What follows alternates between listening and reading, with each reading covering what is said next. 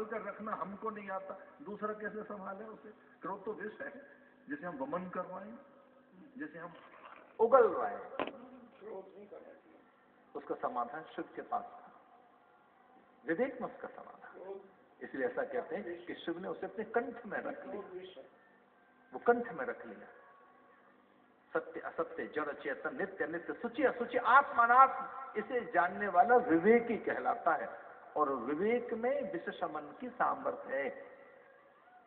इसी ग्रंथों में एक शब्द आया, विवेक ख्याति, विवेक जगाएं अपना, विवेक शून्यता न रहे, विचार शून्यता न रहे, ज्ञान शून्यता न रहे। ये चीजें संभाल के रखें हम अपनी।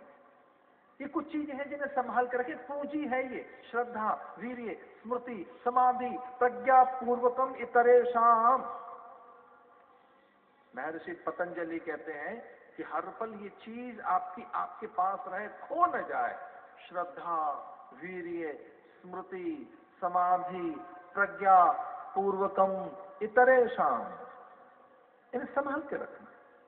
श्रद्धा को, वीर्य को, स्मृति को, अपने जोश को, संतुलन को, अपने विश्वास को, इसे संभाल के रखना। ये आपसे खो न जाए। हो सके तो शोक रहित अंतःकरण बनाइए। एक ऐसा अंतःकरण बनाओ जिसमें शोक न रहे, जिसमें भय न रहे, जिसमें संशय न रहे। क्या इस प्रकार का अंतःकरण बनाया जा सकता है? कुछ 1, 2, 4, 5 घंटे के लिए इस प्रकार का अंतःकरण बन सकता है कि शोक नहीं है, कोई भय नहीं है। विशोकावाद ज्योतिषमती, विशोकावाद ज्योतिषमती, प्रशांत वाहिता संस्कारात। एक ऐसे अंतःकरण का निर्माण कि जिसमें शोक नहीं है, भय नहीं है, जिसमें अजेयता है। और ऐसा मेरा विश्वास है कि अध्यात्म अजेयता देता है, निर्भ्रांतता देता है, निश्चिंतता देता है, निशंकता देता है। एक और बात, आनंद की पदे पदे पल पल अनुभूति कराता है। एक निशंकता, कोई शंका नहीं।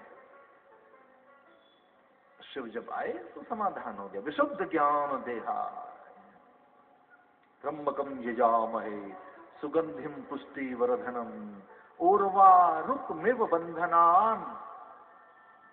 कभी तीसरी आंख भी खोल कर रखें अपनी, कभी भीतर की भी आंख खोल के रखें, कभी यथार्थ को भी समझते रहें। और जो व्यक्ति यथार्थ से आंख मूंदे रहता है, सच को जानना नहीं चाहता, वो हानि में रहता है। इसे जीवन के यथार्थ को भी समझते हैं। विशुद्ध ज्ञान देता है, वो आंखें खोल के रखें। शिव के लिए बात कही गई है। यद्यपि वेद मंत्र है, ये बड़ा अद्भुत मंत्र है। उर्वा रुक्मिव बंधनान। उर्वा रुक, उर्वा माने खरबूजा। आपने देखा होगा पंपकिन है, जैसे कद्दू जिसे कहते हैं, खरबूजा है, उनके डंठल कितने बड़े हैं।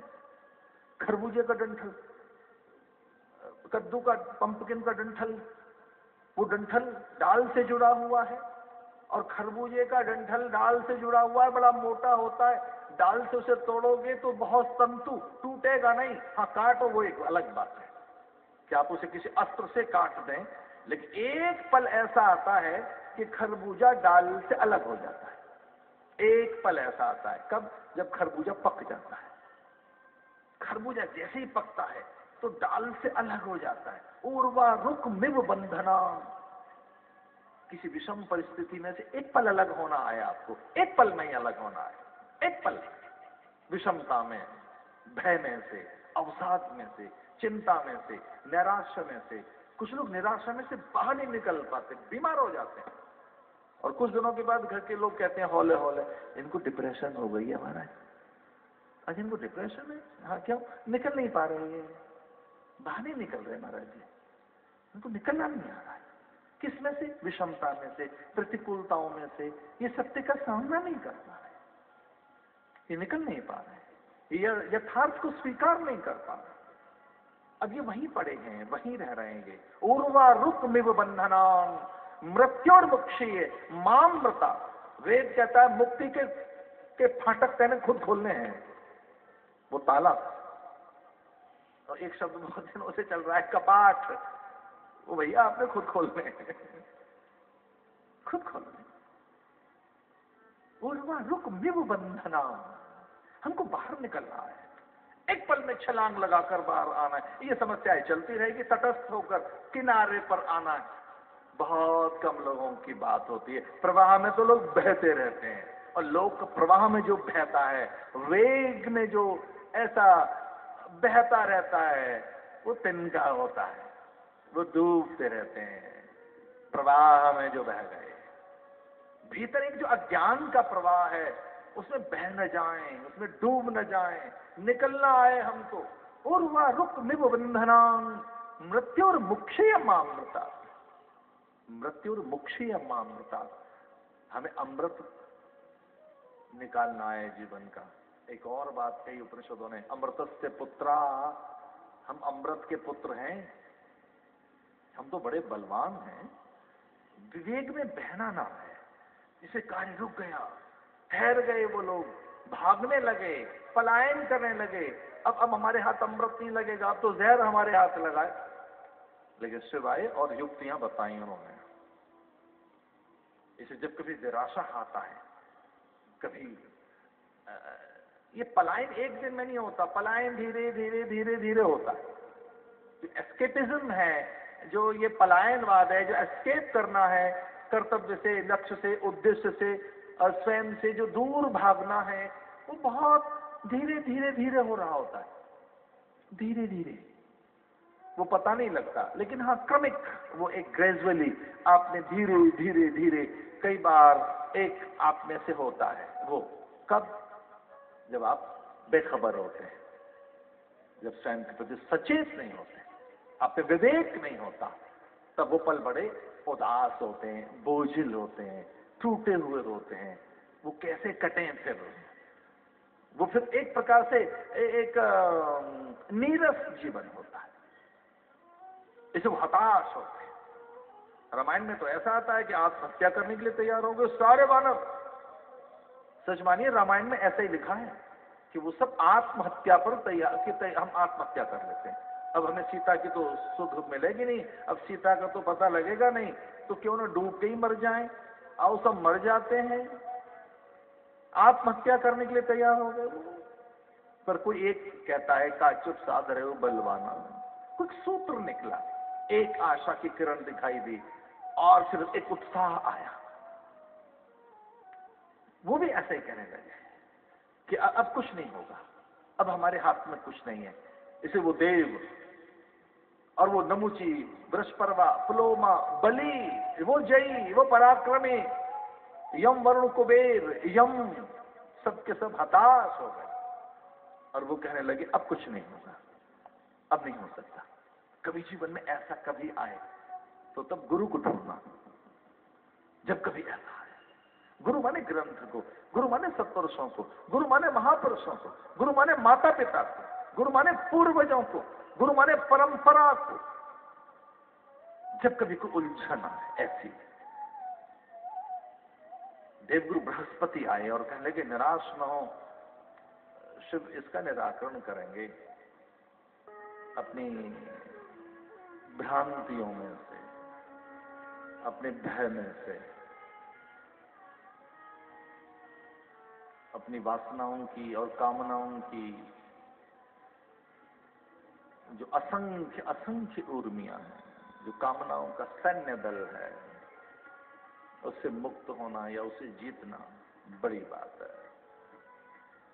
अपने भ्रम से मुक्त होना, अपने भय से मुक्त होना, उसी को पुरुषार्थ कहा गया। 14 रत्न निकले, गौ निकली, जो दान में दे दी गई यज्ञ याग की पूर्ति के लिए। संयोग से गोपाष्टमी का दिन है आज, जिसकी पूंछ में, इसकी पूंछ के स्पर्श से ही ऑरा ठीक हो जाता है। उसकी सांस अगर हमारी हथेली को छू ले तो बहुत सी अज्ञात बीमारियां ठीक हो जाती हैं। गौ के आसपास जाने का ही एक बहुत आनंद है। कोई ना कोई एक देव पशु के पास रहे हैं, कोई वानरों के पास रहा है, कोई वृषभ के पास, कोई भुजंग के पास, कोई सिंह के पास, कोई गऊ के पास, कुछ भेड़ों के पास। जितने भी बड़े पीर, फकीर, पैगंबर, अवतार हुए, उन सब के साथ कोई तो कोई पशु तो है, कोई परिंदा तो है उनके पास। बिना पशुओं के नहीं है वो, बिना परिंदों के, उनके साथ कोई परिंदे हैं, पशु हैं उनके पास।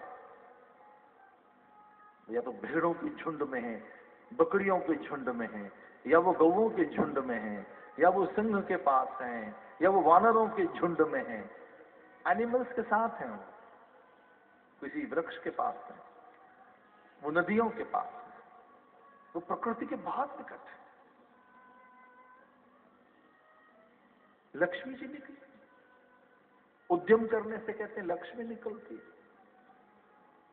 मना कर दिया उन्होंने, मैं उसके पास नहीं जाऊंगी। जो दुरुपयोग करे, वितरण न करना जानता हूं, निवेश न करना जानता हूं, विनियोग करना न जानता हूं, संवर्धन करना न जानता हूं, केवल भोगना जानता हूं, उसके पास नहीं जाऊंगी। मैं भोग पदार्थ नहीं, भोग्य नहीं हूं, मान्या हूं। सब आदर करने लगे, देव, धनुष। शिव को मना कर दिया कि आप में अति उदारता है, आपके पास नहीं रहूंगी, आप अपात्र को पात्र नहीं देखेंगे, मुझे दान में दे देंगे, आपके पास नहीं जाऊंगी। अति उदार है आप, अति उदार के पास ही नहीं रहती मैं। वितरण करना ना आता हो, विनियोग करना ना आता हो, निवेश करना ना आता हो, संवर्धन करना ना आता हो, संरक्षण करना ना आता हो, पोषण करना ना आता हो। कई बार तो संपत्ति भी उतनी जड़ है जितने ताला और तिजोरी। जो संपत्ति तिजोरी में है तो तिजोरी जड़ है और संपत्ति भी जड़ ही है जो पड़ी है। तो ताला और तिजोरी जितने जड़ हैं उतनी जड़ फिर वो संपदा है जो केवल पड़ी है। ताला और तिजोरी जितने जड़ हैं उतनी ही जड़ संपदा है। वो संपदा बढ़े या उसका विनियोग हो, निवेश हो, आदर के साथ। इसलिए वो ब्रह्मा और शिव के पास नहीं पहुंची, योगी यतियों को मना कर दिया और वो विष्णु के पास पहुंची जो उसका सम्मान करना जानता हूं। इसे बहुत ही ये सूक्ष्म बात है और ये शास्त्रों की बात है, ऋषियों के अनुभव की बात है कि वस्तु कई बार, पदार्थ कई बार पात्र को ढूंढ रहा होता है। जो पदार्थ है वो पात्र को ढूंढता है। रत्न, मंत्र, औषधि, विद्या, संत, गुरु ये ढूंढ रहे होते हैं पात्र को। जो संत है वो पात्र को ढूंढते हैं, गुरु पात्र को ढूंढ रहा होता है, जो विद्या है वो पात्र को ढूंढती है। रत्न, मंत्र, औषधि, ग्रंथ जो पात्र है। इसलिए एक अधिकारी शब्द है, एक अधिकार। धीरे धीरे अधिकारी बने हम, अधिकारी। और जैसे अधिकारी बनेंगे पात्रता का विकास करेंगे, योग्यता का विकास होगा, वस्तु हमारे पास आएगी। धन की तो 3 ही गति बताई शास्त्र में, भोग, दान, नाश। अति जानकारी के लिए बता रहा था, कोई ग्रंथ ऐसा नहीं कहता दान करो पहले, दान नहीं बताया है, भोग करो पहले। धन का पहले भोग करिए, बचे तो दान करिए। नहीं करोगे तो तीसरी एक गति है, नाश हो जाएगा उसका। धन की 3 गति बताई, भोग ये, दान नहीं बताया भैया, ये ध्यान रखना। भोगो, पर भोगे कैसे? 3 भुंजी था, त्याग पूर्वक, विवेक पूर्वक, ज्ञान पूर्वक, विचार पूर्वक, यत्न पूर्वक भोगिए। धन को भोगना आना चाहिए आपको। एक और बात, ज्ञान पूर्वक, विचार पूर्वक, संयम पूर्वक भोगोगे तो बचेगा। फिर बचेगा तो दान कीजिए। दान करते अच्छी योजनाओं में लगाइए। दान में भी एक शर्त रखी कि पात्र को दें। दान अलग है, चंदा अलग है, चैरिटी अलग है, डोनेशन अलग है, ये सारे शब्द अलग अलग हैं। भेंट अलग है, न्यौछावर अलग है। भैया ध्यान रखना, दान चंदा नहीं है, चंदा कुछ और है। चंदा माने ले दे के निपटाई है इसको, चंदा चंदा है तो बस ठीक है। मैं तो बहुत ही विनम्रता के साथ कहना चाहता हूं, दान चैरिटी भी नहीं है और बड़े चतुर लोग, उन्होंने कहा चैरिटी बिगिन एट होम, वो वहां से शुरू करते हैं। वो कहते यहीं से शुरुआत कीजिए। हाँ हाँ, हो सकता है कि जो हमारे आसपास है, जो बलहीन है, साधनहीन है, गुणहीन है, अथवा किसी प्रकार से वो अभावग्रसित हैं, सच में उनकी सहायता करें। तो सहायता है, सहयोग है, सेवा है, उसे चैरिटी भी कह सकते हैं। मुझे तो बहुत एक विनम्रता के साथ कहना है, एक चीज डोनेशन भी हो सकती है। सच माने दान कुछ और चीज है, दान का मतलब कुछ और है। वो बहुत अधिकारी व्यक्ति के पास जाना चाहिए।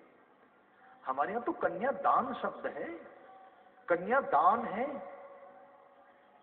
तो इसका अर्थ वस्तु है कन्या। हम वस्तु मानते हैं उसे, पदार्थ मानते हैं। नहीं नहीं, वो पूरी परंपरा के लिए दान है।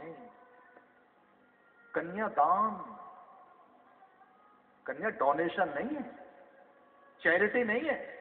जब हम कन्या का दान कर रहे होते हैं तब एक बहुत बड़ा भाव, व्यक्ति उपवास रखता है गौधूली वेला तक, कई बार रात्रि तक कंठ उसका सूख रहा है। वो कहता है जब तक मैं कन्या का दान नहीं कर दूंगा मेरे कंठ में जल नहीं जाएगा। भले जल पी लूं, मैं फल नहीं ले सकता। और कहता है भाई मैं नहीं रह पाऊंगा, थोड़ा जल और फल रसाहार के साथ में रह सकता हूं, अन्न नहीं लूंगा मैं जब तक मैं अपनी पुत्री का दान न कर दूं।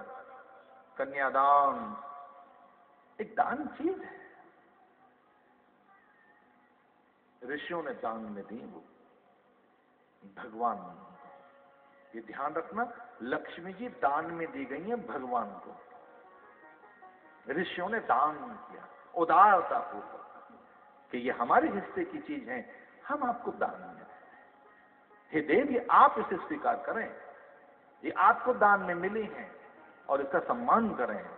इसे जब कभी लक्ष्मी पास आए, लक्ष्मी माने यश, वैभव, विद्या, विभूति, विस्मय, अधिकार, सत्ता, कोई बल, किसी प्रकार का कोई कौतुक और कोई विस्मयकारी आपके पास में सामर्थ्य आए, इसका दान कीजिए। भोगने के बाद बच जाए तो उचित अवसर दीजिए, किसी को सम्मान दीजिए, स्वाभिमानी बनाओ, स्वावलंबी बनाओ।